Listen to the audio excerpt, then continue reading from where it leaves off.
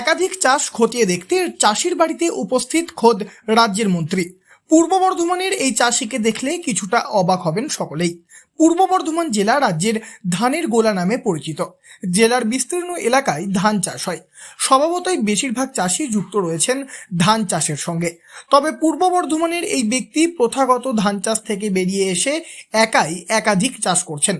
পূর্ব বর্ধমানের পূর্বস্থলী 1 নম্বর ব্লকের জাহাননগর পঞ্চায়েতের বাসিন্দা উমেশ চন্দ্র দাস। দীর্ঘদিন ধরে তিনি চাষাবাদের সঙ্গে যুক্ত রয়েছেন। একই সঙ্গে তিনি বিভিন্ন ধরনের চাষ করে থাকেন। তিনি নিজেই মাশরুম, রেশম, তুত পাতা, দেশি কই, ছাগল চাষ করেছেন।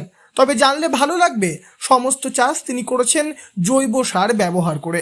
এই প্রসঙ্গে উমেশ চন্দ্র দাস বলেন, উদ্দেশ্য হচ্ছে আমরা তো যেখানে যেই সবজিগুলো পাচ্ছি বাজারে পুরোটাই রাসায়নিক সার আর কীটনাশক ওষুধের। তো সেখানে মানুষ দিন দিন অসুস্থ হয়ে পড়ছে এই রাসায়নিক সারগুলো মানে খেয়ে, এই ধরনের খাবার খেয়ে। তা আমি চাইছি কিছু জৈব চাষ হোক, জৈব খাদ্য সবজি লোকে খাক। হ্যাঁ, আর এখানে লাভও রয়েছে, ভালো করে লাভও রয়েছে। নানাবিধ চাষ করে অন্য চাষিদের উৎসাহ বাড়াচ্ছে পূর্বস্থলী 1 নম্বর ব্লকের চাষি উমেশ চন্দ্র দাস। স্বয়ং রাজ্যের মন্ত্রী স্বপন দেবনাথ তার এই কর্মকাণ্ডে উৎসাহী হয়ে বুধবার তার বাড়িতে যান সমস্ত চাষযোগ্য জিনিস খতিয়ে দেখতে। বিভিন্ন চাষ করে অন্য চাষিদেরও চাষের প্রতি আগ্রহ বাড়িয়ে তুলছেন এই চাষি। উমেশ চন্দ্র দাসের এমন কাজ দেখে উৎসাহিত রাজ্যের মন্ত্রী স্বপন দেবনাথ। তাকে মডেল হিসাবে অন্য চাষিদের কাছে যাতে প্রমোট করা যায় তার ব্যবস্থা করা হবে বলেও জানান মন্ত্রী স্বপন দেবনাথ। পাশাপাশি উমেশ বাবুর বাড়িতে জায়গা থাকলে প্রাণী সম্পদ দপ্তরের তরফে ছাগল প্রতিপালনের জন্য একটি ঘর করে দেওয়া হবে বলেও তিনি আশ্বাস দিয়েছেন।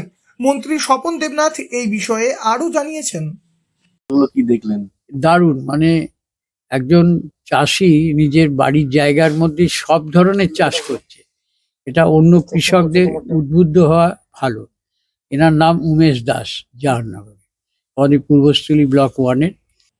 এই একাধিক চাষ করে বর্তমানে বেশ ভালো টাকা উপার্জন করেন পূর্ব বর্ধমানের এই চাষি। প্রথাগত চাষ থেকে বেরিয়ে এসে ভিন্ন ধরনের একাধিক চাষের এহেন দৃশ্য সত্যিই অভিনব। পূর্ব বর্ধমান থেকে বনোয়ারিলাল চৌধুরী, লোকাল 18 বাংলা।